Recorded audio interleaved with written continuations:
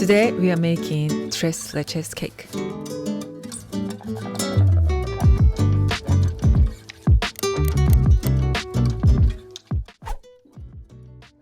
First, make a cake liner with parchment paper so that you can take out the sponge easier later.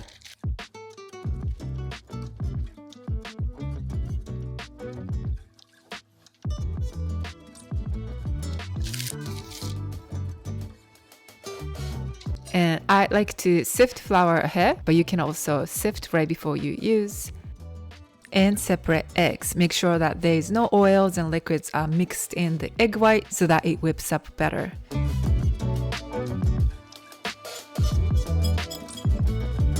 And add salt. And whip really well to let it contain lots of airs so that the sponge rises a little bit better in the oven. And meanwhile, whip egg white to make very fluffy meringue. Add about 1/3 of the sugar when the egg white looks very bubbly, and add about half of the sugar when the meringue looks fluffy. Finally, add the rest of sugar when the meringue looks very fluffy, like this. I usually whip at medium to medium-high speed and lower the speed in the end to make a meringue with smaller bubbles. So if you can, whip egg yolks and egg white at the same time so that you can use them right away while the conditions are the best. But if that's difficult, always start from whipping egg yolks and move to the egg white next. And never start from egg white and leave it for a while because egg white separates really quickly in a short time. And if it's separated too much already, it'll not be quite the same. And combine them right away while their conditions are the best, and mix roughly until about 50% is blended.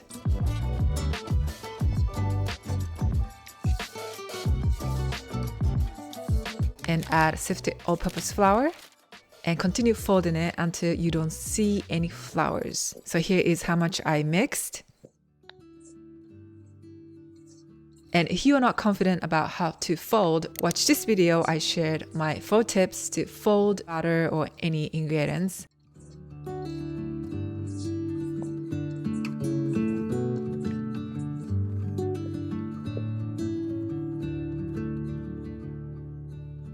And add milk. You can add milk directly to the batter or add a few scoops and mix really well until it looks smooth. And pour into the batter. And continue folding it until it looks even and smooth. How much you fold here is very important, so I'm showing everything without cutting the footage.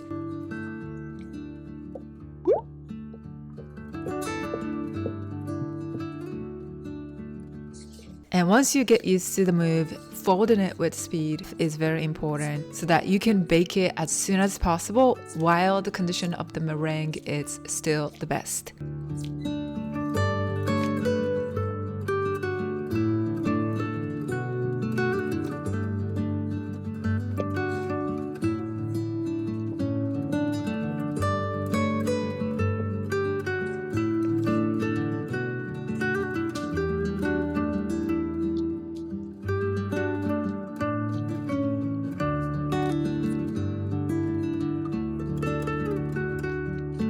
And swirl with a toothpick or chopstick.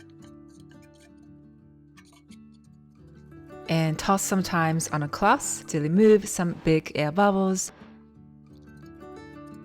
And I swirled even more to get rid of more big bubbles because this batter contains lots of meringue.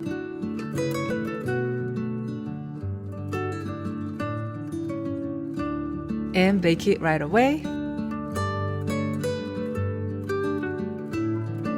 It is done when the center bounces back gently when you touch, or insert a toothpick and see if it comes off clean.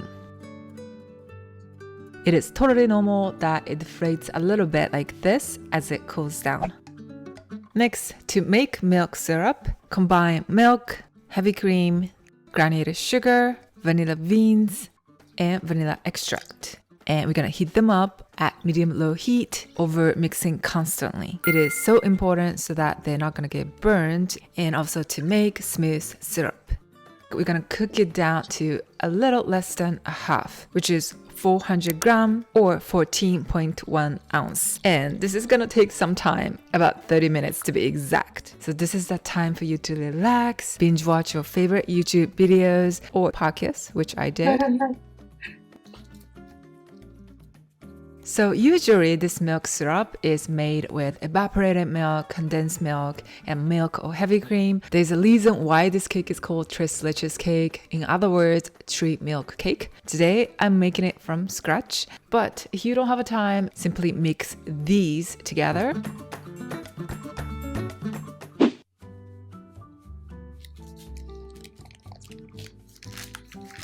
Once the sponge is cooled completely, let it soak with the milk syrup. But before I do that, I cut off the baked skins on the surface. That is because once it gets wet, it creates this mushy, not so pleasant texture, at least for me, but you can skip this part as well. And flip and peel off the parchment paper on the bottom, flip it back and squish the parchment paper and lay on a pan. Again, this is optional, but by doing that, you can take out the sponge easier to cut off nicely. And poke sometimes with a sharp fork so that the sponge soaks up the syrup better. But since we already cut off the big skin, the sponge soaks it up a lot better already, so you don't have to do it too many times. And ideally, use warm syrup. That way, the sponge soaks it up a little bit better.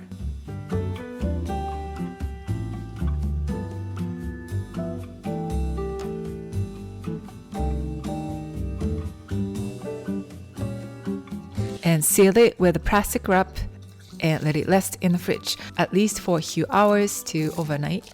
When I have a time, I like to leave it overnight. The liquids goes all the way into the flour and the texture gets really even.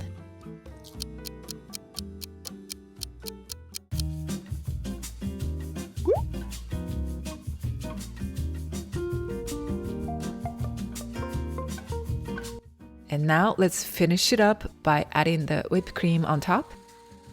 I like to use very fluffy and stiff whipped cream.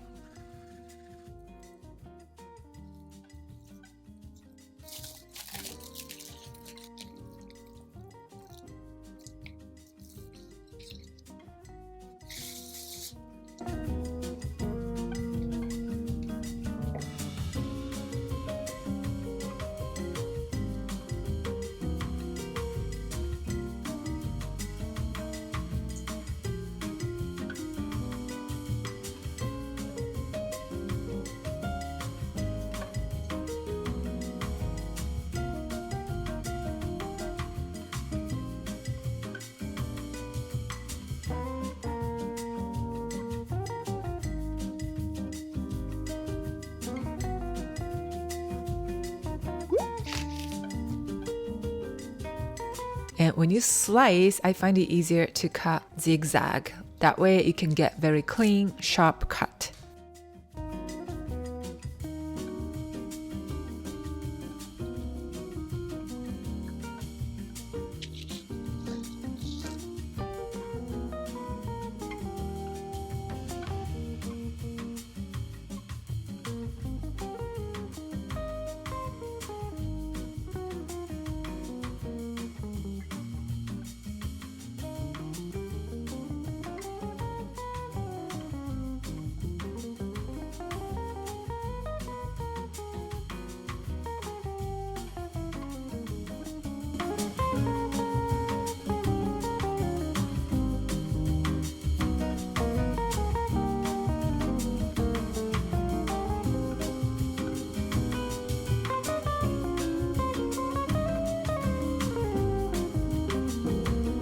Cake is super moist, not soggy at all, and it's not overly sweet. It was a perfect afternoon tea snack. This cake definitely needs to be refrigerated since it contains lots of good stuff. Wrap it tightly and store in the fridge, and you can store for up to about 4 days. Enjoy arranging this cake by spreading your favorite filling between the whipped cream and the sponge and adding the different types of decorations and ingredients on top. As a small tip, that whipped cream tastes sweeter and sweeter as it sits in the fridge. So if you like not so sweet fresh whipped cream, I recommend whipping it right before you serve. And compared to the traditional tres leche cake, I think my recipe used less milk syrup. I like it that way, but if you like more traditional, more wet, sweeter tres leche cake, simply add more condensed milk or evaporated milk and change the amount as you like. It's a little bit different from the original style, and I hope you like it. If you ever tried it at home, please let me know about how you enjoyed it. That's it for today. Thank you so much for watching. Enjoy pastry living, and I'll see you next week. Bye bye.